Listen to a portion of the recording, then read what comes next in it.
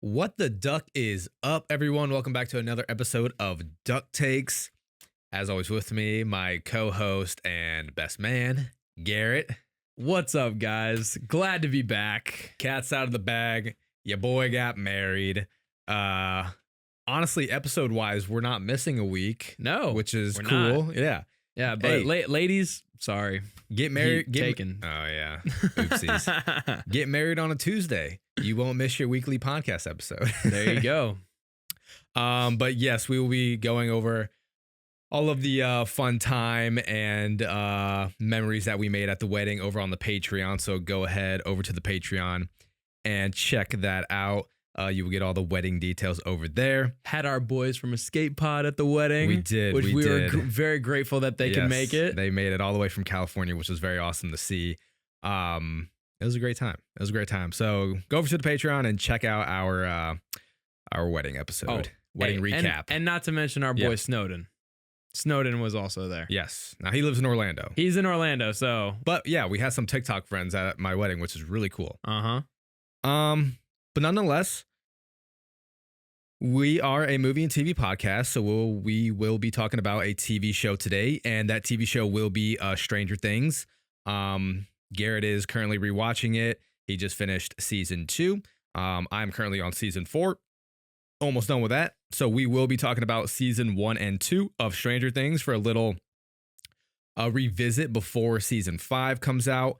And before that, though, we are going to dive into some movie news of the week, maybe some movie news that we missed while we were gone for the week. So before we dive into Stranger Things, let's go over some movie news. First and foremost, I don't know if you saw this, but Labubu movie is in the works at Sony. The movie studio closed a deal this week to develop the toy phenomenon as a feature film. I'm so disappointed. Now, I don't know how familiar you are with Labubu. I'm not that familiar with Labubu. Not at all. I know it's like the toy things, right? Yeah. It's like those little gremlin-looking motherfuckers. Yeah. Why? Did you watch Apple TV's The Studio? A few episodes? A little bit, yeah. This is like that Kool-Aid movie that they were they're making. Bro. Yeah. So yeah, the Apple TV show Studio rings ever more true with this Labubu ass movie getting made. The first trailer for the Michael Jackson biopic titled Michael dropped as well. Will this be the first biopic to gross $1 billion? Dude, the fact that it's about Michael Jackson, it makes a strong case for that. Strong case. So if this is even a somewhat good film about Michael Jackson, I think it could hit $1 billion. Because closest we've had is Oppenheimer, that grossed almost $1 billion, around $973 million. And then second place, also close, was Bohemian Rhapsody at $910 million. Wow, I did not know that did that well. It did very well, and it swept the award shows. But I wasn't huge on Bohemian Rhapsody. I thought it was a very overrated movie. I think people are now saying that, but yeah, like there was good acting performances. It was, in my opinion, like saved by the second half, but I wasn't too huge on Bohemian Rhapsody. And if that's any indication of how well this new Michael Jackson movie can do, I think it could be the first biopic to hit $1 billion. I think to this day, my favorite like musician biopic is still Straight Outta Compton. I agree. That's a great one. And it's been a popular topic. It's been a popular topic among social media of like just how famous Michael Jackson really was. Dude, he was. And I still think he is the most famous celebrity we've ever had. 100%. 100%. There's no doubt in my mind. Yeah. And he was recognized globally. Like he was recognized, like the Queen of England got recognized. Like that's how famous he was. It was insane just how these fans would like go absolutely crazy, like faint, and he'd go to a Lakers game and they'd have to, I heard this on the Escape Pod, Alex was talking about it, he'd go to a Lakers game, The one time he went to a Lakers game because he was too famous to go, they had to stop the game because people were being too rowdy because he was in the arena. Wow. I mean, the Super Bowl that he performed at, he just stood there for 5 minutes, stood still, and the whole place was going bananas. Yeah. Didn't move a muscle, say a word. And everybody's freaking absolutely out. Insane. And, you know, everyone talks about this and how famous he was even before the social media age. But honestly, like, I think him being famous before social media took over the world kind of helped his superstardom. True, because I feel like there's so many, like it's flooded now. Yeah. With how many people that can be famous. Yeah. It's like you have so many people that are able to find their like niche person, but it's like I feel like there was only like a set list of celebrities to choose from, and Michael Jackson was one of them. Back And in now the day. with social media, you know, you're able to feel like you can get to know that celebrity personally. Yeah. As to where before social media, Michael Jackson, people saw him as like a god. Yeah. You know, he wasn't just someone you could relate to or a person, you know, Celebrity seemed less real. Yeah. It was like finding a unicorn kind of thing. So honestly, I think that helps when it comes to, you know, being a celebrity, like being a famous celebrity. I don't think Taylor Swift has been able to match that level of fame. I don't think not even close. I don't think Beyonce has matched that level of fame. Because like, dude, I really don't. As famous as Taylor Swift is, like, she is also just as like famous in a negative light. Like she has her supporters, and then I feel you have just your absolute Taylor Swift haters. I don't think there is anybody that hated Michael Jackson. No, and I mean, towards the end of his career, when like those allegations are coming out. Yeah. But still, a lot of people, like in the prime of his career, Well, though, yeah. like nobody hated Michael Jackson because like, oh, I can't stand his music. Yeah. Who didn't like Michael Jackson's music? Dude, it's so good. Everybody listened to it. His music was so fucking like, good. dog, I swear, if you went to a party and you're like, ugh, who's playing Michael Jackson? They look at you like, Yeah. the fuck is wrong with you? Get out. Yeah, I don't think I've ever met someone that says they don't like Michael Jackson's music, or at least one of his most popular songs. Yeah. And I believe the actor is played by. It's a relative. Yeah, a relative. It's like, I think it's like his nephew or something. Uh-huh. Yeah. He does look just like him. Yep. It's pretty wicked. And Wicked's coming. Shut up. I knew you were gonna say it as soon as you said it. No, I mean, if it's just any indication of how popular his career was, I think this could be the first biopic to gross $1 billion. Possible. Very possible. Because you had Oppenheimer, like I said earlier, 973 million. Bless you. Bohemian Rhapsody, 910 million. American Sniper, 547 million. I forget about that movie. I know, I did too. The King's Speech, 484 million, and number 5, The Greatest Showman, 438 million. And I forget that's a biopic. Yeah, I know. It's like some of these movies, they kind of like teeter on whether it's actually a biopic. Right. Yeah, and apparently, like, there's so much like falseness in Greatest The Showman. Greatest Showman. Yeah, like, that guy was actually an asshole. Yes, I've heard that as well. Just trying to profit off weirdos. Right. But as of late, ever since COVID happened, biopics haven't been doing the greatest. I don't know. I think maybe people are good at getting a little tiresome of the biopics just because it's like the trend to do right now. Yeah. No, honestly, dude, I feel like Straight Outta Compton was the one to like start that. I feel like ever since Straight Outta Compton happened and it was like as successful as it was, like then it was just like musician after musician. There was a Tupac one. There was then the Elton John one, Rocket Man. I was like, I feel like everybody was just doing like all these. Now we have a Bruce Springsteen one coming out with Jeremy Allen White. Yeah, so I'm like, just you had Timothy Chalamet's Bob Dylan's biopic last year. One, I swear, like I feel like that all started after 2015 with Straight Outta Compton. Yeah, because it's not like they didn't make those, but I feel like that started the trend, the wave of seeing so many biopics. Oh, Elvis, yeah. Some Star Wars news. John Boyega at the Liverpool Comic-Con said that he would love to see Finn and Poe return, but only in a movie. Okay. Would you like to see Finn and Poe return? The only two good characters. Yeah, sure. Dog. Name another good character out of the. Okay, wait. I think Rey is a good character. I just think they butchered her at the end. No, yeah, she was written terribly. No, dude, like I mean, I don't think they just butchered her at the end. I think they butchered it in the second movie. Like, dude, I just hated how strong they made her with absolutely like no train. There was like zero training. We got like one scene of her training with Leia, and that was it. Yeah. Versus they spent like all of Empire Strikes Back showing Luke's training with Yoda. Sure. No, I know. And training with Leia of all people. I'm like, don't get me wrong. I know Leia trained. I believe Luke trained her for a bit, so she could develop her skills because obviously she's family. You know, she has that same Force potential. But yeah, it's like it wasn't even. But she never like reached master level. Like she never trained with a fucking master. We do not grant you the rank of master. But no, Poe, Finn, and Kylo, top 3 characters from the sequels. Yeah, and honestly, I like what he said about only in a movie. And I completely agree with that because I feel like them trying to do a series or something. Right. I feel like that feels cheap. And I feel like Star Wars has lost that, essence of having that movie theater pull and it being a huge cultural moment on the big screen. Yeah. That's what Star Wars is. And ever since they started just dropping so many shows on Disney Plus, I feel like it's kind of lost that. Doesn't feel special anymore. Yeah, it doesn't feel as special once it hits the big screen. So, yeah, I completely agree that it should only be in a movie.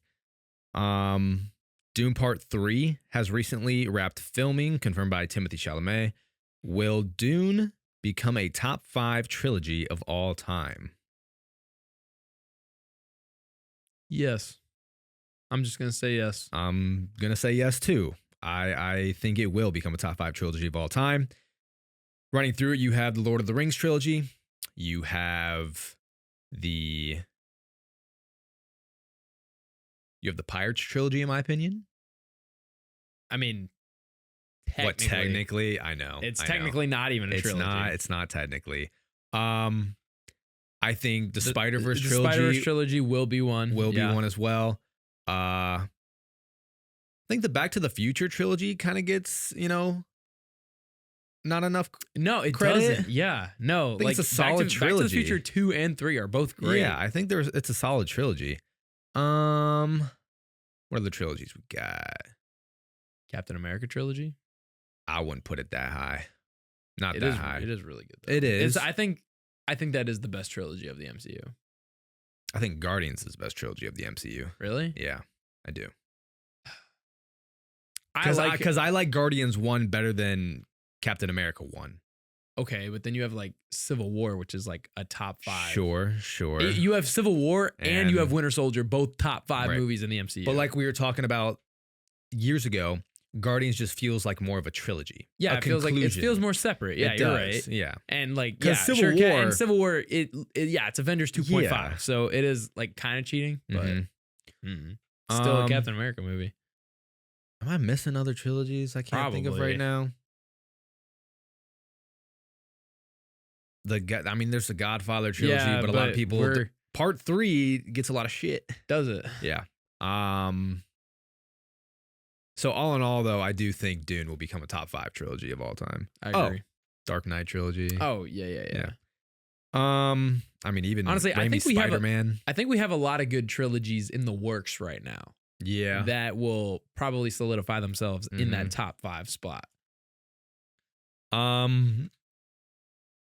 Director of Zombieland says they are aiming to make Zombieland 3 for 2029. Which would give them a 10-year release gap from each movie. Interesting. Which is what the Before Sunset trilogy did, I believe. So you have the first one that came out in 2009. Zombieland 2 came out in 2019. And then, 2029 will be Zombieland 3. Dog, that's actually crazy. Wouldn't that be crazy? That's crazy that it's been so long. I know. That'd be cool, though. I would like it. Oh, my God. And we're closer to 2029 than we were to 2019 when Zombieland 2 came out. That's disgusting, bro. I hate that. I hate that thought. Oh my God. Holy shit. Oh no. That's crazy, dog. That's actually crazy. Chadwick Boseman will be getting a star on the Hollywood Walk of Fame next week. More than deserved. R.I.P. Chadwick Boseman. And you know, seeing that news, I was just thinking of like the roles that he portrayed before passing on. It like he was able to grab such iconic historical characters. Yeah. And no, he played a lot of characters that were very important culturally. Yeah. And was so good in every single role. I love watching 42, bro. Yeah. 42. And it's crazy. And just like how big Black Panther was. And he was very important as an actor for the culture. Yeah. He really was. I think he could have been. I think he could have been like our generation Denzel Washington easily. Easily could have been. And very fitting considering Denzel is the one who paid for his acting school, right? Yeah. I'm 90% sure I'm right on that. Either way, yeah, Denzel was like a huge inspiration. Denzel like gave him a grant or something like that. Yeah. So would have been extremely fitting. Oh wow, yeah. What do you hear about? And dare I say, I think he could have been better than Denzel. It's possible. But what do you think about the talks of Damson Idris possibly stepping into the role of Black Panther? I like it. I like it a lot. I like it a lot. I love that cast. Did you see? There was a fashion show. I forget where, but it was a fashion show, and there was a Wakanda theme. And Damson Idris was at this fashion show and posted in some pictures with some of the runway models.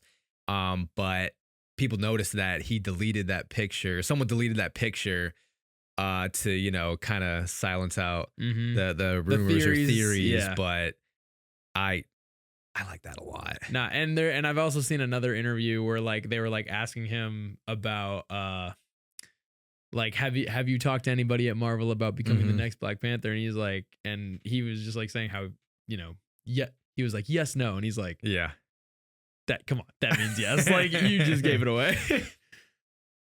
Very strong chance that he might be the next Black Panther. So, and I would love if they had him in that role. I would love that. He's a very good looking dude. He is a good looking dude. Okay. And then the last movie news that we have for you today before we move on to Stranger Things. I forgot to talk about this last week, but One Click, directed by our friend James Devaney from Raiders of the Lost podcast, is out on YouTube now, so please go check it out. We were able to check this short film out early, and man, about 5 minutes in, I was locked in the rest of the time.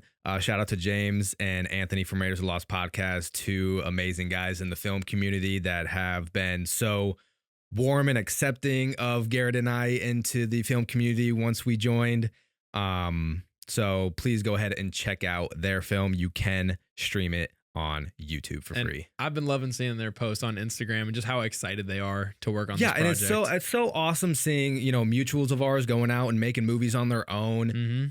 You know, and we've seen it from quite a few mutuals now, and you know, that's always the goal. Like, you know, this channel wasn't the original goal going to film school. So yeah, as someone who aspires to making a film one day, a feature film, I would absolutely like. It's so inspiring to see our friends go out and make their films. But speaking of which, I don't know if we talked about this on here yet, but Blake does have his first ever producer credit. Yeah. On a horror movie, Don't Trip, is out on Tubi right now. I forgot about that. So Blake has his first ever producer credit. So that's we go. That's actually crazy. Yeah. So I got my first ever associate producer credit on Don't Trip, which was directed and written by Alex Kugelman. And this was a script that Alex sent me all the way back in 2022. And he, you know, wanted to get a team together to crowdfund this feature film of his.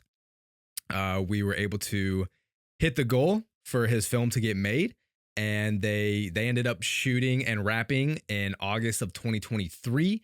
And yeah, it just now came out this past month in 2025. So it was really great to see not only, you know, my name in the credits. It was always a dream to get my name in the credit of anything, whether it be key grip, lighting, whatever it is, just to see my name. You were one of those names at the roll credits. I was one of those names. Yeah. So that was honestly a dream come true to see. And it's really, I feel like this is something that a lot of people who watch movies maybe don't see this side and how long of a process it can to have your film get out there. This was something that was definitely in the process of 4+ years for Alex. Like I said, they finished they wrapped filming in 2023. Just now, came out on Tubi. Tubi is the GOAT. Tubi's actually the GOAT. Still got them ads, but you ain't paying for it. Yeah. But they got a great catalog. But yeah, 4+ years. And, it's just so inspiring to see. Like, you keep at it, you keep your hard work up, you keep pushing for it, and you can get your film made. So just go make your film, whether it be for $100, $1,000, $10,000, $1 million. Just go make it. Man, what is this? A movie podcast or a motivational speech? What's going on right now? No, that was actually pretty crazy to see. So yeah, if you want to go see my name in the credits, go watch Don't Trip on Tubi. And shout out to Alex and his team for getting that film out.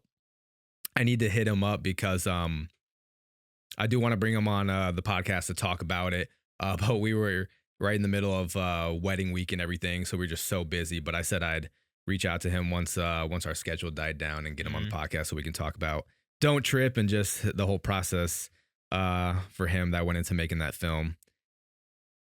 All right, thanks for reminding me. I forgot about that. Yeah, dude. Yeah. Like, you're talking about Raiders. I was like, you have your own shit. That's crazy. My name. I got a name credit. I got a producing credit. Well, let's get on to Stranger Things. Oh, wait. I forgot. Oh, my goodness. Nah, whatever. You don't care about this anyways. What is it? It was just something with Wicked. Oh, you right. I don't care. All right. So let's move on to Stranger Things. Season 1. Season 1 of Stranger Things. So how was revisiting season 1 for you of Stranger Things? Season 1 was great. Had that horror aspect that I remembered, and I love the unraveling of this mystery, and especially I feel like it's more special too because it's like the upside down is this unknown concept. Like it just seems insane because like it is insane, and I feel like, and that was Joyce's struggle like the entire season. And it was just getting people to believe her and not think that she's crazy. And yeah, no, it was entertaining. I think that's why season 1 does work so well. And that's usually my favorite part in a horror movie is like the unknown. Yeah. And so, yeah, it just unravels so well as a mystery. Season 1 of Stranger Things is definitely the best mystery in this whole show. Yes. And out of all the seasons. And yeah, you get a lot of great acting from David Harbour as Hopper, Winona Ryder as Joyce. Dude, Winona Ryder acted her ass off in season 1. Season 1, yeah. She has become like the best mom in fictional characters that we've gotten. And especially in season 1. Yeah. More than anything. Also the kids. Great performances. Yeah. Like they're all so young in this. They're like 11 years old. Yeah, they're 11. All of them were like 11 years old. And, sometimes it can be a gamble when you are basing a show with your main group as kids. Like that can be a gamble because, they're still kids. Acting's not easy. No. So you're gambling on this group of kids and they just all give great performances. They really do. Who's your favorite kid performance in season 1? In season 1, honestly, season 1. What? Yeah, what? I go between like 11 or Mike. Yeah, I was gonna say season 1. I like 11 a lot. I like Mike in season 1 too. I like Mike in season 1. Season 1 is Mike's best season. Yes, for sure. He is. Not so much the rest of it. Yeah. Lucas is someone that I've been enjoying more in rewatch. Yeah, no, I like his character. I just feel like they don't have him do like enough important stuff. You know? But like all the arguments that he has and all, like he's so valid. He is. brings the most common sense to the group in season 1. Yeah. Like where everybody's kind of like based in like this fantasy world. Like he's the one coming from reality. Yeah. So I was like, damn, yeah, no, Lucas is pretty valid on these crash outs. Yeah. Like after finding out that like 11 was messing with the compass, I'd be pissed too. I'd be very pissed. I don't think what else from season 1. Oh, the music in season 1. Dude, the music in general. The music in general throughout the show is good. But and they have a lot of great needle drops in the show, but season 1 has the best original score by far. Yes. By far. And dude, when I was watching season 1 again and it was the intro, I was like, dog. I got chills. I was like, whoever wrote this score, holy shit, did they cook? And honestly, like, I think it was Kyle Mixon and it was Kyle Mixon. I don't remember the other name, but maybe another Mixon. However, score music. Yeah, no, I got it. So like, even though Stranger Things is a good show, I feel like if you can come up with like an iconic intro, like they did for Stranger Things, I don't know. I feel like that alone can sometimes improve the quality of the show that much more. I don't know if you can create like something that really hooks people. Yeah, I don't know, and it just matches the tone of the show so well. Yeah, because if you look at a lot of the great shows, they have great intros, and I don't know if that's like a coincidence or not. Yeah, but if one exists without the other, but yeah, that's actually interesting. Because like, think of the great shows like Breaking Bad, iconic intro. Better Call Saul, in my opinion, has a great intro. Game of Thrones, fantastic intro. Daredevil, great intro. Dexter, great intro. Yeah. So even The Sopranos, great intro.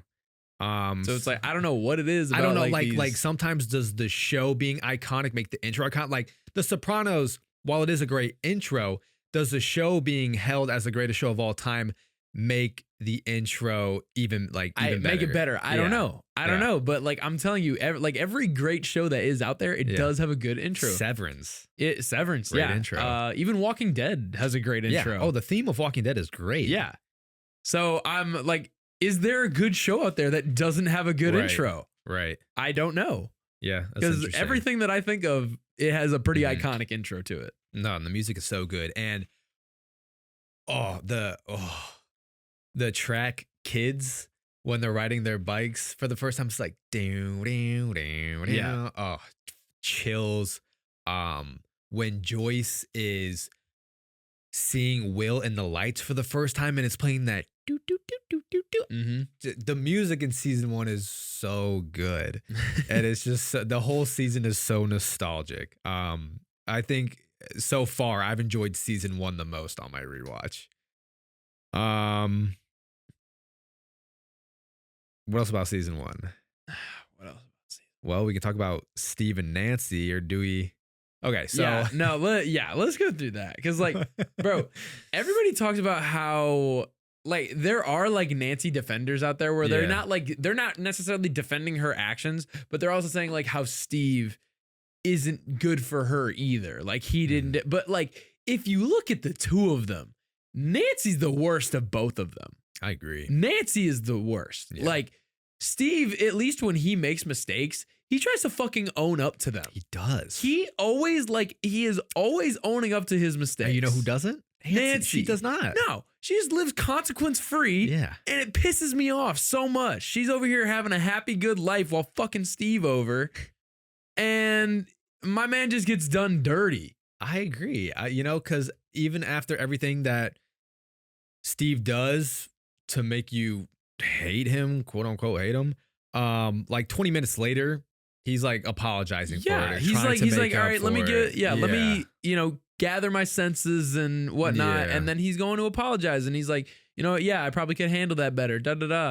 And I get that like apologies don't always make up for, like toxic behavior. I get that. His actions do speak louder than his words in the show. Yeah, they do. And like, honestly, and even when he was, and mainly when people talk about like his toxic behavior, it's normally because of something that Nancy did to begin. Yeah. You know what I mean? Like, dude, the whole like the paint thing on the theater, which he didn't do, but then again, he didn't stop it. Right. That was after, the whole Nancy and Jonathan thing. And so, and afterwards, after they had that whole fight, while he's still bruised from the fight with Jonathan, he literally goes up and says he wants to help clean it up. Yep. And when they have that fight at the party in season 2, and he's like, and he was like, tell you what, that you love me. And she's sitting there baffled, not saying those words. And he just walks away. School. That's at the school. Yeah. Yeah. Afterwards. But then what does he do after that? He fucking comes with flowers, bro. Comes with flowers while she's off fucking Jonathan. Dude, she straight up cheats. Nancy straight does, up cheats. no, that wasn't a relationship ending conversation. Nope. They never broke up. Nope. And here she is fucking Jonathan in some conspiracy theorist fucking spare room. What the fuck, bro? What the fuck? Yeah. Yeah, the environment and everything just makes it so much worse. Dog. No, yeah, they did not break up. Like, they had an argument.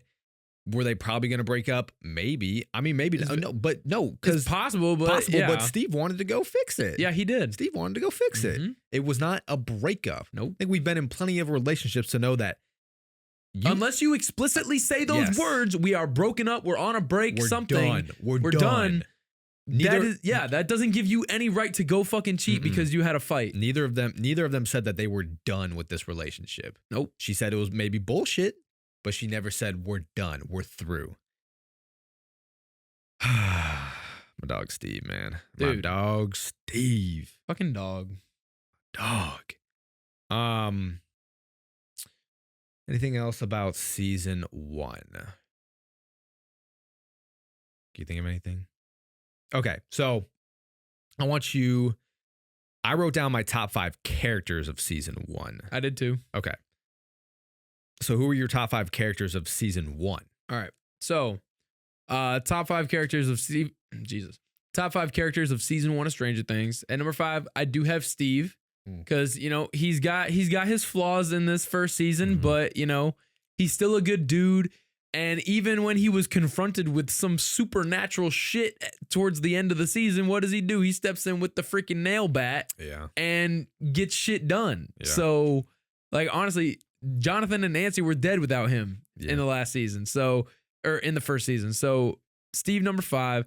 Number 4, I have Mike for, like hiding 11 and, he was like really critical to like, figuring out exactly what the upside down was. I feel like he was making a lot of discoveries and he helped like the group understand like what she's talking about when she flipped the board upside down and stuff like that.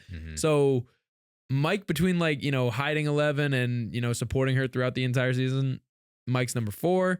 At number 3, I do have 11.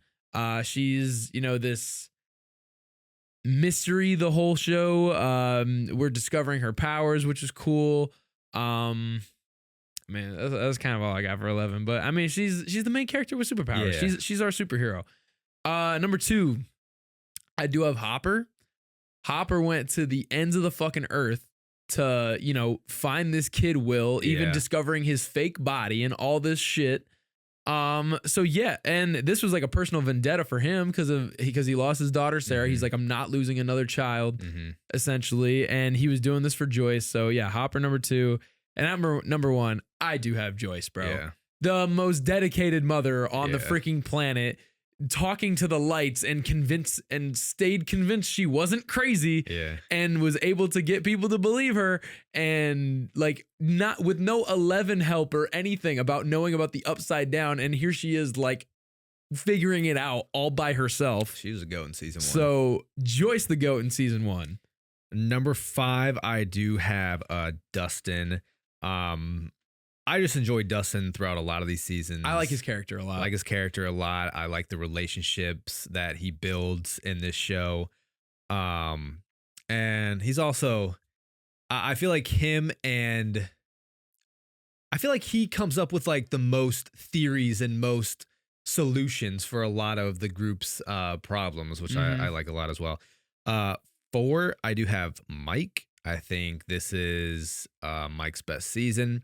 Definitely the season where you feel the most of him as the main character of the group. Yeah. Because like Will is gone that first season. Yeah. You know, you don't see him much. It's about him, but he's gone. You know what I always relate Will to? I always think of him as Doug from The Hangover. Yes. Yeah. Yes. Like he's such a main part of the entire show, but you just never see him. Yeah. Number 3, I do have 11. Just a lot of like mystery behind 11's character to the show and her, you know, being exposed to the real world for the first time. Yeah. In her life. So and like and with like, you know, Papa and them all coming after her and like what is so special about her. Right. Yeah. Number 2, I have Jim Hopper. You can argue that he even gets better throughout this show, but I think he's got a great backstory for this show. And like he was going through it in season 1, especially because he was still at that point, like, because during the show, as the seasons go on, you know, he's able to have that hole filled a little bit with 11 in his life as like as an adopted daughter. So season 1, like he is really down, and here he is just, you know, fighting for the town, fighting for Joyce, going to the lengths to find out what's really going on in this city. And then number 1, I do have Joyce. Nothing was stopping. I think we had the same list except for number 5. we did. But nothing was stopping Joyce in season 1, man. Dude, holy shit, the Broncos are 9-2. Broncos are 9-2. That's crazy. You got to put him in top 5 now. Yeah. I mean, I had him in my top 5, didn't I? Yeah. I don't think so. No, maybe not last week, but I had him in top 5 at one week. Holy shit. That's crazy. It's crazy. That's crazy, bro. All their games are so close, though. I know. But they are 9-2. Will Lutz for the win, baby. Dang. That's crazy. What a division game. Holy shit. Damn. Go Broncos. Go Justin, bro. Yeah. That's sick. All right. So now we get to season 2 of the show. And in this season, we get Will back. He definitely becomes more of a main character. Definitely has more screen time. But now we get introduced to the Mind Flayer and the underground tunnel system throughout this show, or throughout this season. You know, there's still the underground is still bleeding into Hawkins, and Papa and his crew are out of the laboratory, and you get introduced to Dr. Owens, who is definitely a better guy than Papa. Seems like he's trying to do some good. Right. Helping Will with a little bit of therapy, trying to get him through his PTSD. Well, what they think is PTSD. Well, he definitely has. Yeah, no, dude, but they were convinced his episodes were PTSD episodes. Yeah. They weren't. Right. That wasn't just it. Right. But I'm saying before that was going on. Yeah. And honestly, I think the Mind Flayer was actually a good villain for season 2. A lot of people do have season 2 at the bottom of their Stranger Things season ranking, which, I mean, I'd agree with that. Yeah. But that's not to say... No, it's not bad. Right. It's not to say I don't enjoy this season. But yeah, you got a lot of great seasons in this TV show, and I just got a soft spot for season 3. But honestly, yeah, season 2 is good. It's got the Halloween vibes. You get introduced to some other great characters like Max and Billy. Yeah. Bob, my guy Bob. So yeah, you got a lot of great things going for you in season 2. It's just not the best. I do agree with you. It does start very strong and it tapers off towards the end. It does start strong, doesn't it? Yeah. And I really enjoy, I kind of wish we got a little bit more, but I really enjoy Bob and Will's relationship in this season. Yeah. And even though his advice backfired, but it did. It backfired. But it meant something to Will. Yeah. I like Will a lot in this season. And yeah, obviously, like, you don't get to see that father-son relationship much with Will in this show, because his father, dipped out. But I really like seeing Bob Newby come into this family and just being himself, because in a way, like Bob was like Will growing up, or like kind of like that family. Like Bob was a nerd just like them, enjoyed the same stuff. He knew what it felt like to be an outcast. Yeah. So that was just a great addition for this season. And he was just so confident about like this is who I want to spend my life with, because he was like, we can start a family, Like he wanted to be a part of this family and like, add his own kids to it as well. Like he was so down for that. Yeah. I know. Bro. Yeah. Just keep running, bro. Spoiler. Yeah. Spoilers. Bob doesn't make it. Every season, there's that one character who's just there for that one season. Dude, why? And I don't get why they do that. They got to stop introducing good characters just for them to be killed off. I don't know. They got to stop doing that. I mean, too late now because it's the last season. Yeah. So they might add any character that they add. It's possible they die. It's gonna be that one season. But yeah, the second half of it slows down. It slows down. There's the group is separated. L is separated from the group the whole season. Yeah, no, like you can't. I know we're gonna get to our top 5 characters, but I'm like, she did not make the top 5. She didn't do anything all season till the very end. Well, I mean, you still see her character a lot. Yeah, but she doesn't do shit. She doesn't. Sure, she may not like. She misses the main story. She misses Mike. She is discovering things about her mom. I still like seeing what she has to go through in season 2. I do too, and I like her and Hopper's relationship a lot. So that part was good.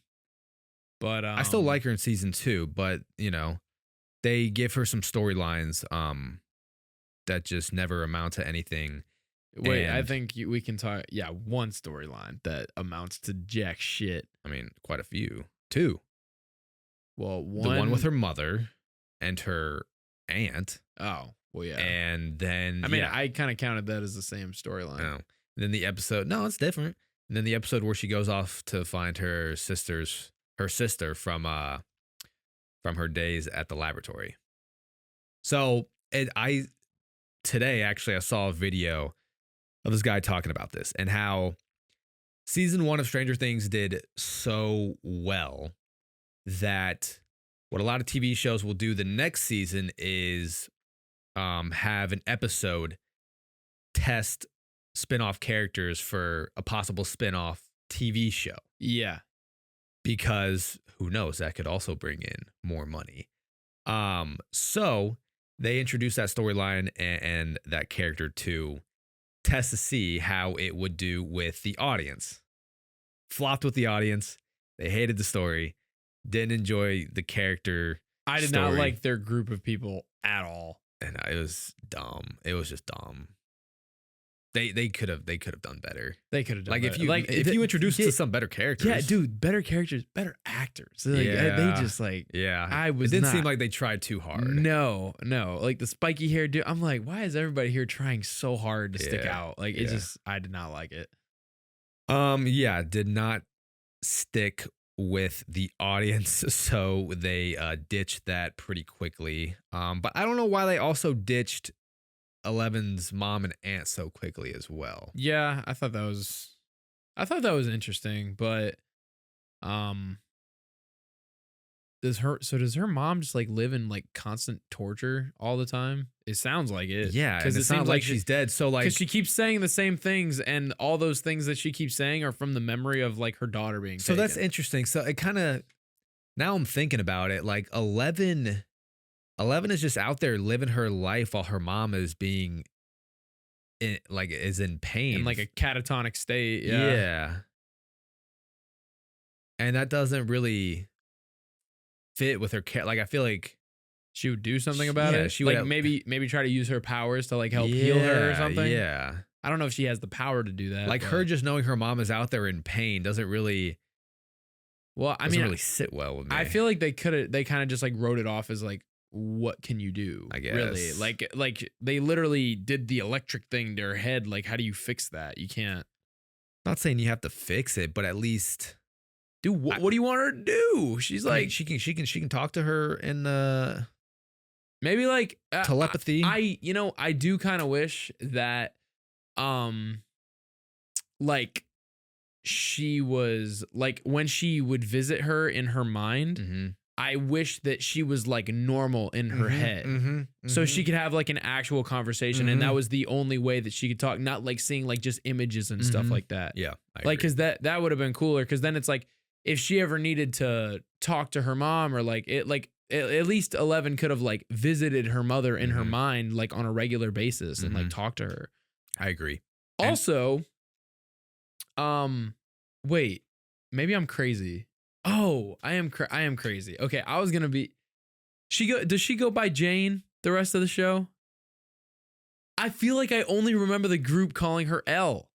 Yeah, and I'm like, she has the name Jane. Yeah. And like even on her birth certificate that they get at the end of season 2, it says Jane Hopper. So the group calls her L. And like she'll still in season 4, even when she writes her letters to Mike, she signs them as L. But you know, when she's in school, it's Jane. That kind of pisses me off. I feel like that you gotta try to. No, I feel like she should have. I feel like she should have said, "My name's Jane," and go by Jane. Why the fuck would she want to be called 11? Yeah. Why would she want that? Nobody. It's like literally. It's a number that you were given. Yeah, it's a number that she was given that's tattooed on her arm. I feel like she'd want to purge that memory as much as she can from her brain. Yeah. Like Papa was the one who called her 11. Yeah. You know? And he freaking traumatized her. Like, and Jane is like the one thing her mother gave her. Go by Jane. So with everybody. She should have changed it with everybody. So she should strictly just be Jane now. Yes. Like it makes me mad that they call her L after they make that discovery about her name. It's like in Agents of S.H.I.E.L.D. When Skye finds out that her real name is Daisy, that her parents gave her because she was like an orphan her whole life. She didn't know that. And even though her parents weren't the best people, she's like, the one thing I can do is at least like, you know, honor the name that they gave me. And so she goes by Daisy for the rest of the show. She has everybody, even the people who used to call her Skye, they call her Daisy the rest of the show. I mean, you're making a lot of sense for sure. Yeah. Do you think because the show got so popular so quick and like the name 11 also got really popular and synonymous with the show that they kind of had to keep it in there somewhere? Maybe, but I mean, dog, like, but write your show the way it's a character progression. Right, yeah. Like, I don't give a shit. She was 11, now she's Jane. Yeah. Who fucking cares? And she'll still always have that tattoo. Toy marketing cares. Merchandise. Dude, you always think about that. And shit. Oh my God. Millie actually got that tattoo, didn't she? Oh, I think she did. She did. Yeah. She has that tattoo. So she is 11. Weird. Whoa, that means they never had to do makeup for it the rest of the time. Did she actually got it tatted in that exact spot? I mean, I would think so. Why would she get it tatted anywhere else? I don't know. It's kind of weird. Kind of weird, though. Kind of fucked up. It's like a Nazi tattoo. I was going to say like a Holocaust number. Yeah. Like, isn't that kind of like fucked up? Yeah, maybe a little. Yeah. I don't know. Huh. Because I feel like that's why she has it in the show is like, you know, it's similar to a Holocaust number. Yeah. She was essentially in a camp. Because it dehumanizes you. Right, yeah. Weird. Interesting. I don't know. Conversations. I don't know if that was controversial. Yeah, I don't know if that was controversial or not, but when it happened, yeah, that's interesting. I never really thought about that until now. So the underground tunnel system. Oh yeah, season 2. In season 2. Yeah. I thought that was pretty cool.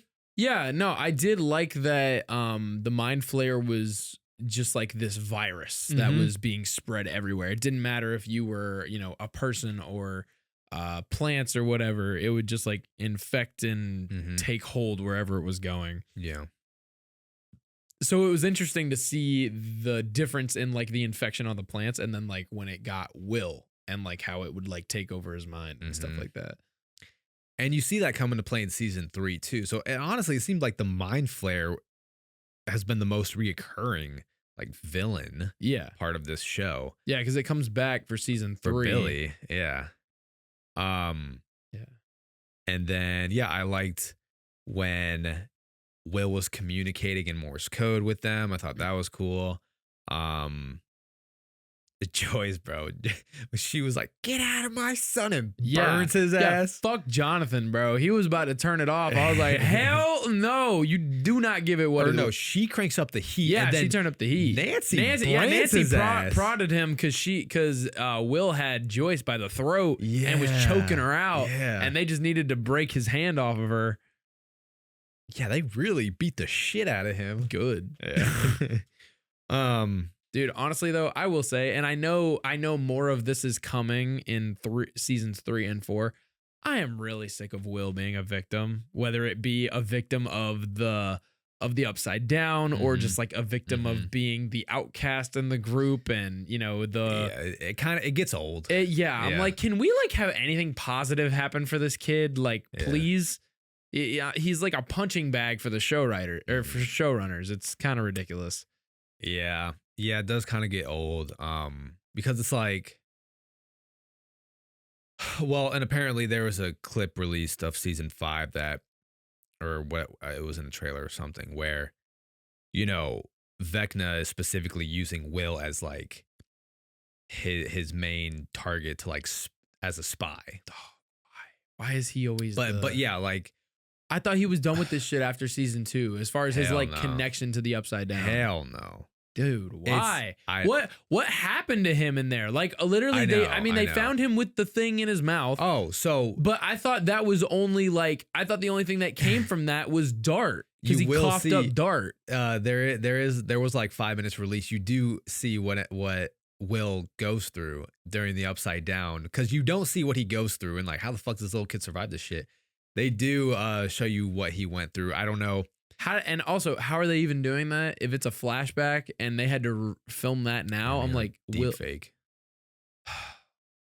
CGI, buddy. Yeah, they use that a lot in season 4. I guess it makes sense they're gonna use it. Yeah, they did. They used it with 11 a lot. They did, yeah. I'm at that part now. But yeah, because it's like at this point, everyone in the group has been in the upside down. Yeah. At least to where I'm at in this show. So like, I mean, shit. I think let's see. Joyce and Hopper went to go get Will. Yep. So those two. Nancy went in there for a second. Barb, Will. I wouldn't count going in the vines as the upside down, even though it is like upside down environment in there. What for Nancy? In season 2. Yeah. The vines that were growing. The tunnels. Yeah. It's like upside down environment in there. But also, it's not. Here's my question too. So in season 1 and 2, when we see people go into the upside down, they are wearing protective gear. Yeah. They're wearing gas mask. But then in season 4, none of them wear any protective shit. They're not wearing any gas masks. Now, is that because and we saw Hopper in season 2 pass out from the toxins? Well, I think that was specifically like a spore thing that was like giving off the particles that are like toxic. Right. So I don't know if that makes it worse. I feel like that might be worse because it's literally like a biological thing that's like producing this toxic gas. Yeah. But they did say the air is toxic in the upside down, and that's why they wore the protective gear. But clearly it's not. I feel like it's not as bad as those spores were in the vines because, Will was able to survive in there for a week. And he was still able to breathe. True. So like, while it is toxic and it's not good for you, he clearly could live. True. So, it's like, if you can wear protective gear, do it. But if you can't, you won't die from it. God, I'm remembering those bats that Eddie fought in season 4. Yeah. That's what. Well, I haven't seen that part yet. Master of Puppets, bro. That shit goes hard. Yeah. Well, that's in the final 2 episodes of season 4. I'm on the episode now. I haven't rewatched it yet, but I'm on the episode where Vecna is revealed, the truth behind him. Yeah. And I just remember loving that monologue. And, the monologue's great, and the music. Great. What a music choice. Yeah. But let's not get off track with that. But back to season 2, one character we haven't talked about is Billy. I do like I like the intro of Billy, but dude, you're right. I forgot how racist he was. Dude, people forget he was racist. He was straight racist. And they tossed that to the side in season 3. Mm-hmm. But he was absolutely racist in season 2. Oh yeah. I mean, he's just like, he has been like, even Max said it, that he's just been like very hateful and just angry. And I mean, I feel like that was just like one way for him to, take it out on somebody, like another way for him to do that. So yeah, I don't know if he actually is racist, but it was just like something for him to hate maybe. And and also as like, I know, I get it. The line that he says, I'm not trying to defend racism. Let's be clear here. I'm just trying to get in Billy's head and understand where he's coming from, like as a person. Yeah. But once Max like kind of tells him off at the end of season 2 and is like, leave my friends alone. And like, I feel like he just becomes more accepting of this group and kind of does step into like the bigger brother role. Kind of like Steve did. Obviously not as much as Steve, but yeah. I mean, say what you want about him, but he actually is protective over Max. Yeah. No, they lay out the redeeming qualities for you. Like you can sense the redeeming qualities are there. Yeah. And obviously more so in season 3. And yeah, I think that's why they kind of also don't furthermore the racism you see in season 2 is because in season 3 he is supposed to be that he's supposed to have that redeeming moment sacrifice in season 3 as to where you end up really liking his character. Yeah. I mean, to be honest, I like his character period because I always love a good villain. Yeah. No, like I love him as an antagonist. Yes. He's really good. Yeah. And I absolutely love the confrontation that he has with his dad. And I'm like, oh, this is where that anger's coming from. And even though, like, if you could tell, like, even if they did, like, he could put up a fight against his dad. Oh yeah. People are talking about, like, I saw people in comments that specific clip popped up on my TikTok, and people in the comments were talking about like Billy could easily take him. I'm like, okay, for one, let's not underestimate the strength of a grown man compared to a 17-year-old. Let's not do that. Dad strength is just natural. It is different. Yeah. Like he could lift all the weights he wants. His dad will still beat his ass. Yeah. But that was 100% more of just like this. It's a psychological thing. He had so much psychological control over it. And I thought that was just a really interesting dynamic. He's just like, what did we talk about? And yeah, he's sitting there crying. Yeah. Taking it like a little bitch.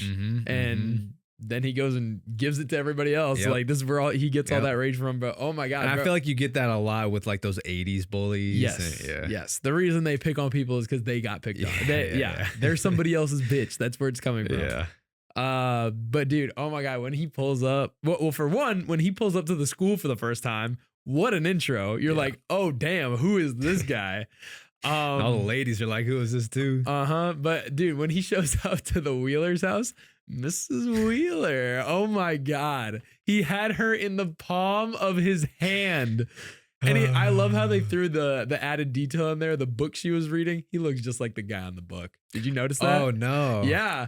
The book she was reading in the bathtub, it was some like shirtless dude all chiseled with the long flowing hair. And then she goes and answers the door and it's Billy with his chest exposed. So it's like she's meeting her fantasy right now. Yes. And bro, she is biting her lip the whole 9 yards. She's like, the Wheeler parents are actually probably some of the worst characters in the show. She like straight up wants to cheat on her husband. Their dad couldn't give a fuck where their kids are. Hey, but she does into season 3 when she can though. She almost does in season 3. What? Cheat on. Oh, I know, dude. No, I know. But she doesn't. She doesn't. But I'm like, nah. Like they kind of have the worst parents.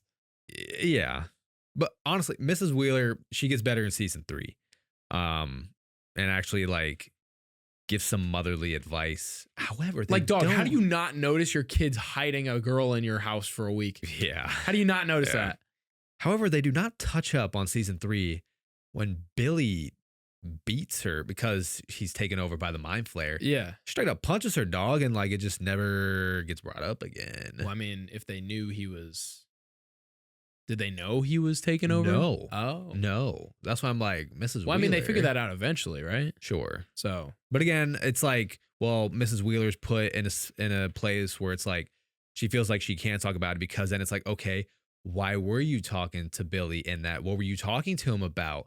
Oh, I was talking to him about not going to see him to cheat on you. You know what I mean? So also, this dude's in high school. That too. My God. That too. I didn't know Nancy had a sister. Actually, I'm her mother. Mrs. Wheeler. He's so good. He's got Riz. He does have Riz. Oh bro. My God, he's got Riz. Holy shit. I'm so glad they still played around with that in season 3, because that shit had me dying. Right? Bro, and Mrs. Wheeler at the pool? Duh. Yeah, Mrs. Wheeler can get it. That's for damn sure. Out of anyone on that show, my first pick would be Mrs. Wheeler. Yeah, she can get it. The lifeguard in season 3 too, Heather. Oh yeah, she's bad. That's about as far as we can go with baddies in this show, because they're all pretty young. Yeah, so. I wasn't taking another step further. Well, I mean, shit, they're all grown up now. Yeah, but you know, I like the older characters in this show. Yeah, you know. Oh, I do have a question for you though. Yeah. How many Demodogs could you fight and win? You get the nail bat and you get a handheld pew pew. Oh. How many Demodogs do you think you could fight? Realistically? Yeah. 3. 3? I want to say 3, but I feel like 2? I probably like more realistically 2, because like, you know, you hit one and that one's down, you focus on the other one, but then you got a third one coming while you're attacking the other one. Like, you can't watch your own back. Yeah. Like, realistically, I think I'm going to go 2. As much as I want to say 3, but I'll probably go 2. I'll stick with 3. Okay, Mr. Macho Man. If I die, I die. Would you rather go up against 3 Demodogs or 1 Demogorgon? Ooh. I like that question. Yeah. Because it's like you just have one big target to focus on. Yeah. Versus like 3 that could, And are those 3 targets faster? I think they're faster, I think. But even though, I mean, the Demogorgon's not slow either. No, and they're also big. Yeah, they're big. It's like 9 feet. Yeah. I might go Demodog. I think I'm going Demodogs. Yeah. Because like after, you could take them down eventually, but it's like, I don't think no matter how many hits with the nail bat you do, or you're taking the Demogorgon down. Because also if that nail bat gets stuck in that Demogorgon, you're cooked. Yeah. And like, bro, they were like firing with guns on the Demogorgon. Yeah, you're right. And he was not going down. I'm taking Demodog. The gunshots definitely slowed down the dogs more than it did. I'm pretty sure Hopper killed some when he was defending Elle. In the finale of season 2, yes. While she was closing the park, I'm pretty sure he killed some. Like that shotgun took out. Yeah. It was a heavy blow on the Demodog. Yeah, you're right. So I'll go Demodogs. Yeah, I agree. Okay. My other question though is, where did they all come from? The Demodogs? Yeah. Like Upside Down. You're talking about how were they created? Like, because like Will coughed one up that turned into Dart. Yes. So where'd the others come from? You want to talk about your revelation with the name Dart? Oh, yeah. That was actually good. Yeah. So I had just recently watched Django. So if you've seen Django, there is a scene in the movie where one of Calvin Candy's slaves, his name was D'Artagnan. And later in the movie, he was talking to him. He was like, sorry. But Dr. King Schultz, he said, I wonder what Dumas would think of all this. And he's like, who? Alexandre Dumas, who wrote The Three Musketeers. And he's like, I figured you must be an admirer. You named one of your slaves after his lead character, the lead character being D'Artagnan from The Three Musketeers. Dustin, noticing that Dart enjoyed nougat from the Three Musketeers bar. Mhm. He names him D'Artagnan, the lead character from the Three Musketeers book. And so that's how we get the name D'Artagnan. Yeah. I was like, I did not know that. Or I mean, I wouldn't have realized that had I not just watched Django. It's funny. So I was like, oh shit. That's funny. Yeah, because I didn't know the reason behind that. Uh-huh. But yeah, it's like, it's so funny how you watch something and then the next day you'll watch something else and you'll have like a realization. Oh, that's why they. Yeah. Uh-huh. Yeah, no, I would never have put that connection together had I not watched Django recently. Yeah. So that was pretty cool. Top 5 characters of season 2. Oh yeah. All right. At number 5, I do have Dustin. I love his dynamic with Steve Harrington. Like, they're so good together. I almost didn't put him in the top 5 because I did not like how he handled the Dart situation and like hiding him from his friends. But as I can see, as Dustin is like kind of a little bit more of an outcast of the group. Like, you know, he's a little bit weirder than the rest of them. I feel like he gets alienated a little more, so I could see why he wanted to have a little friend. But at number 4, I do have Joyce. I feel like she was very accommodating of the mind flare in this season. I was like, and she realizes that towards the end, so she like steps it up and is like, we're not giving it what it wants anymore. But I just feel like she's just so overly concerned about what happens with Will, that I don't know. It just felt like repetitive of season 1. However, you know, she did kind of figure out the whole map. She figured out the whole map thing, or was putting it together and realized it was important. So she's like always listening to what Will has to say and how important it is. Number 3, I have Steve. Steve is dog. Again, great dynamic with Dustin, and is just like so ready to hop on board to protect these kids. Like absolutely no hesitation, bro. Yeah. So yeah, Steve Harrington for the win. At number 2, I do have Jim Hopper. Again, always doing the most to protect these kids, and like really, and always like, and he like does not want to take any chances. I love how quick he was to get on the scientist's ass about the soil and everything. And he's like, do your test, whatever. Like he's like, no. And he's like, you're not in a position to give me demands. He's like, oh, yes, I am. You go fucking do this and take care of this like you're supposed to, and I'll keep my mouth shut. Yeah. So I like when Hopper turns into boss mode. There's a scene similar to that in season 3 when he's talking to the mayor that I really like. Yeah. And then at number 1, it's my goat Bob, bro. Bob is the GOAT of season 2, bro. He's so good. Yeah. Like, bro, not only is he just like the most wholesome character ever, but also like sacrificed his life, but he was risking his life walking through the building to go turn the power back on. His skills as, you know, like a tech nerd came in handy, and, you know, was able to get the whole place rebooted. He's the only reason they escaped from the Hawkins lab, and and ends up losing his life in the process. Yeah. And he was the one to figure out what the drawings meant. Yeah, I meant to mention that too. Yeah, he was the one who figured out how the whole map worked. He was like, it was a map of Hawkins. And he did that in like 10 seconds. I was like, how smart is this guy? He's so good. Bob is the GOAT of season 2. My top 5 characters of season 2. Number 5, I will go Dustin. Dustin, again, he was number 5 in season 1. I feel like Dustin is always that character. He's always like right there. Yeah. In the top 5, like he's not the best, but he's definitely top 5 worthy. He's just such a likable character. He is. It's a very likable character. Number 4, I will go 11. Number 3, I will go Bob. Bob do be the GOAT in season 2. He's so great. And yeah, so wholesome. Just so wholesome. Number 2, I will go Steve. And number 1, I'll go Hopper. Dang. All right. Yeah.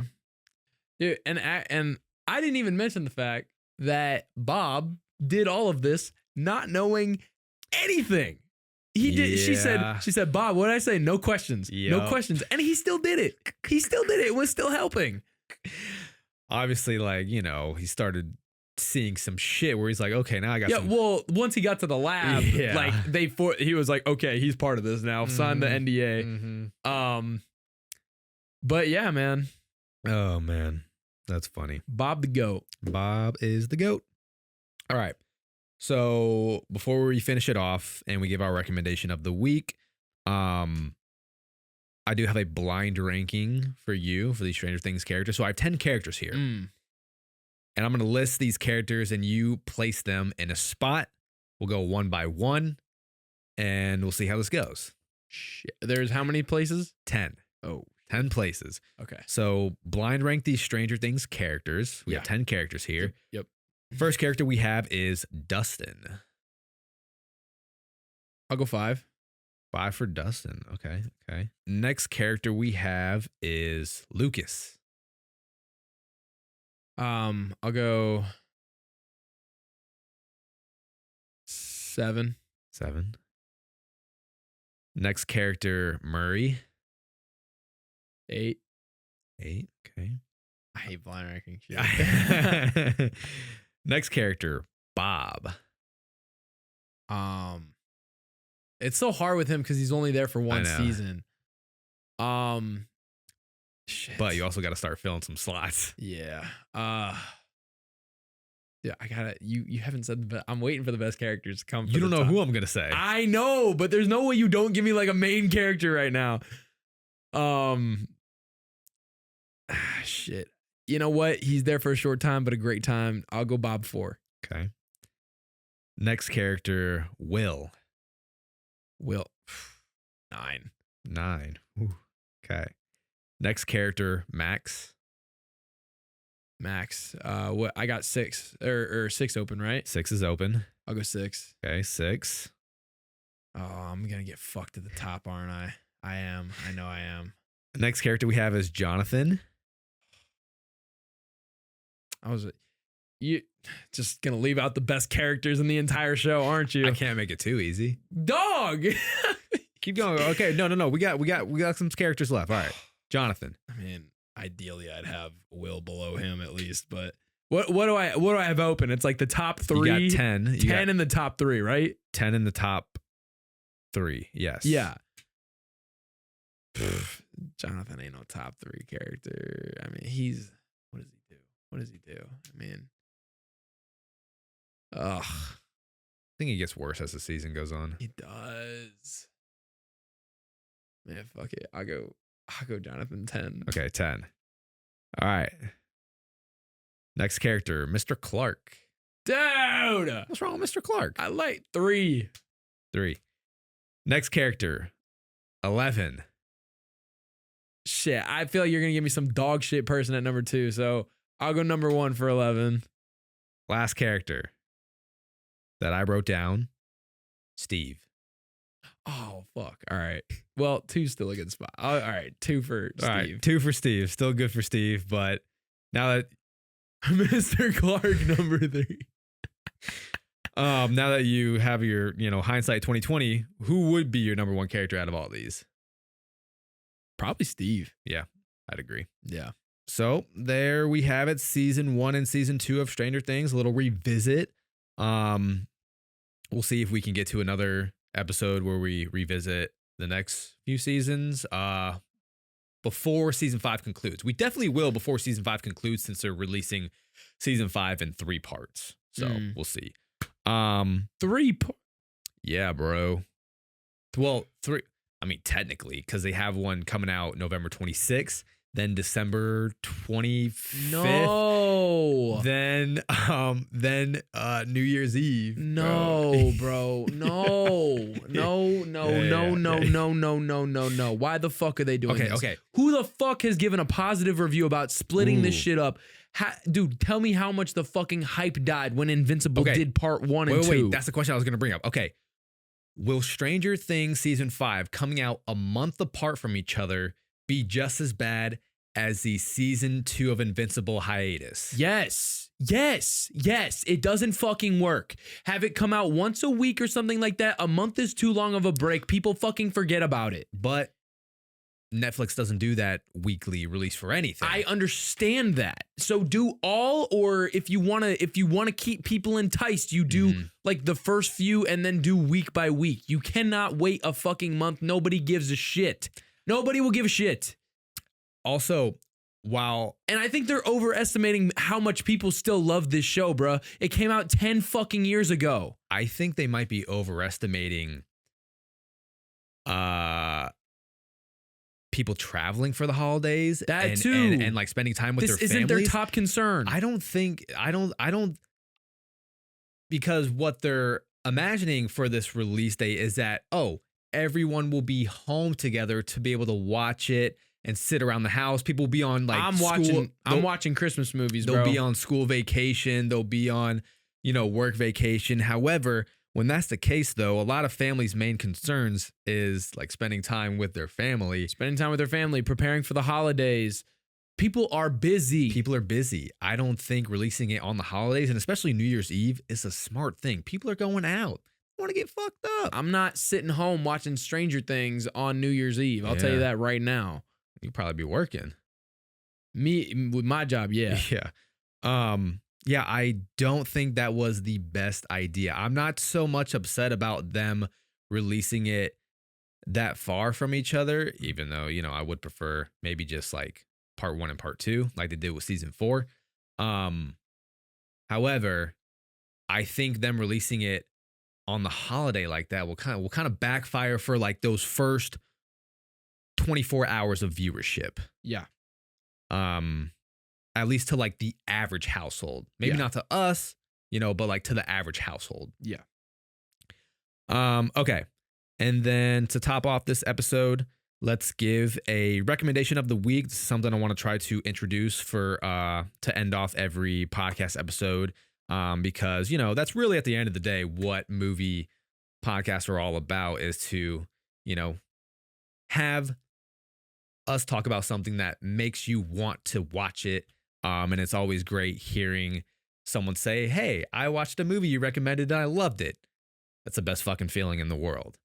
So, I have my recommendation of the week. Do you have yours? Sure, it'll be a movie that just go. Okay, so I swear to God, if it's the same movie. No, I probably won't. But I highly doubt it. Highly. My recommendation of the week is going to be Tarantino's The Hateful Eight. Okay. Are we sure this isn't Tarantino's best film? I gave it another rewatch. I already really loved this movie, but I gave it another rewatch. Genuinely, this is a top 3 Tarantino movie. It's so fire. Genuinely, this is top 3. It's so fire. And if you didn't love it the first time, I recommend you give it another rewatch and see how you feel about it, because I've seen it multiple times, but I don't know what it is this time around where I was like, this is an amazing script, so well written, a bottle film that just captivates you with dialogue alone. Mm-hmm. I think it's Tarantino's most beautiful looking movie. Mm-hmm. And some of the best characters in acting out of all of his movies as well. And also the only movie of his that has an original score that is fantastic. Yeah. Like, this could be his best movie. It's really good. It could be his best. It's really good. I have always been a defender of Hateful Eight. It's so good. It's so damn good. I love his slow burn movies between that and Once Upon a Time in Hollywood. Mm-hmm. And dude, honestly, it's like, to me, I see it as like Western The Thing and not a horror movie. Mm-hmm. It's a similar environment. It's a bottle movie of, this one group of people and who they can trust. Mm-hmm. That's literally the whole thing. And you're just like paranoia. And you're unraveling this mystery with them. It's truly a great film. Really is. It's a long movie, but like I never feel like it's so. I never feel that. No, and I love the setting of it. Yeah, I love the setting. What's your recommendation? I mean, to be honest, I don't know if I met a person that hasn't seen this movie, but I just rewatched it recently, and it's just such a good time. Kung Fu Panda, dog. I see clips from Kung Fu Panda and like Tai Lung edits on my phone all the time. I'm like, I have not seen Kung Fu Panda from beginning to end in a minute. So you rewatched it? I rewatched it. It's so good. Yeah, it is. It's so good. Tai Lung is such a great character. Oh my God, what a villain. Tai Lung's great. Master Shifu's great. And dude, the fights are dope. Yeah, they're so good. The fights are dope in Kung Fu Panda. Who's the old turtle wizard? What's his name? turtle wizard. For one, he's a tortoise. Yeah. And he's a master of kung fu. Yeah. Oogway. Master Oogway. Yeah. Yeah. Dropping some wisdom on Poe. Yeah. And Master Shifu. Yeah. Quit. Don't quit. Yeah. Noodles. Score by Hans Zimmer. Yeah. The score is great. Mm-hmm. Up and coming story for Poe the panda. It's just like one of those an great, unlikely hero. It's like one of those great underdog stories. Yeah. You know, the chosen one, the chosen underdog with the training montages and this misunderstood character. Great voice acting performances. You know, so many. Yeah. Yeah. The voice actor for Tai Lung just gives an absolute performance. Mm-hmm. And you know that's Ian Shane. Yeah. And the first thing I always think of him in is he's Blackbeard from Pirates 4. He is. And also he's in Game of Thrones for like yes, he is 2 seconds. He's also in John Wick as well. Yeah. Oh yeah. Or Ian McShane. Yeah. I believe. Yeah, Ian McShane. Yeah, he's great. Mm-hmm. I love his voice. And I think Jack Black is also like the perfect voice for Poe in this story. Yeah. Honestly, the entire Furious 5, like they have a great cast for the Furious 5. They got Seth Rogen as Mantis. They have Jackie Chan as Monkey. Yeah. All right. Kung Fu Panda and The Hateful Eight. Yeah. Probably 2 movies you have seen. Well, I don't know about Hateful Eight, actually. Yeah. I'd say out of all like Tarantino movies, the popular ones, you got Pulp Fiction, even Reservoir Dogs, Inglourious Bastards. But The Hateful Eight is definitely one that isn't talked about much. No, it's an underrated one. Yeah. Underrated one. And like I said, like truly, I think his most beautiful movie as well. Filmed in 75 millimeter, like just, ooh, and the lighting.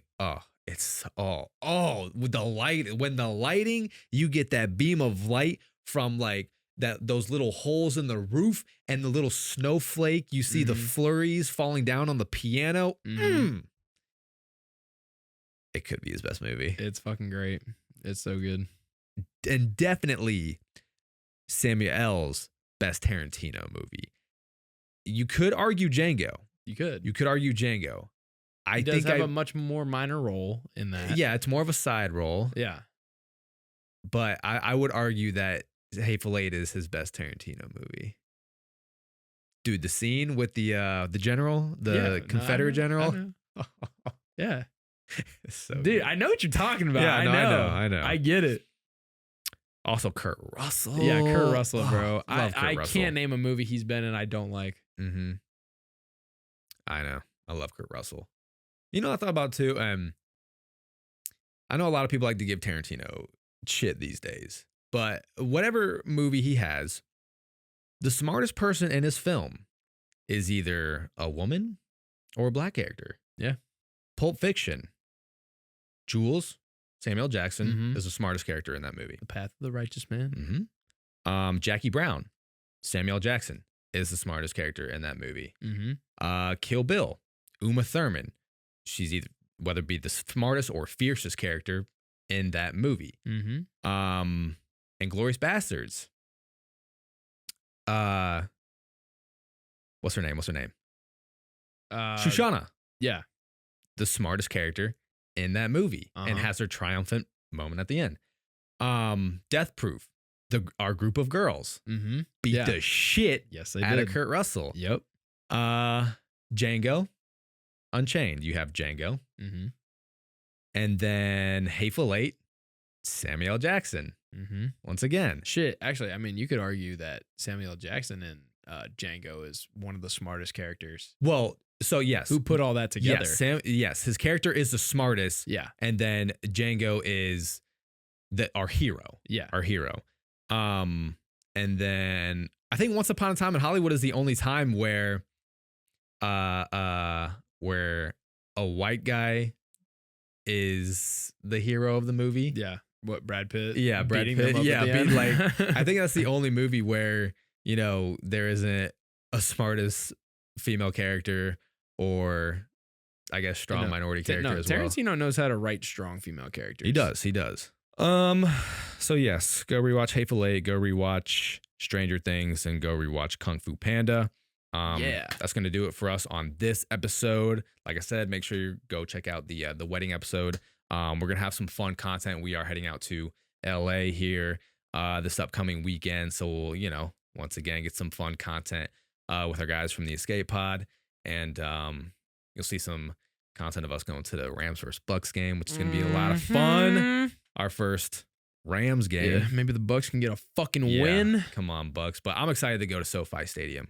Yeah, stadium. I mean, either way, it'll be a good time. It'll be a good time. I'm going to cry if the Bucks don't win.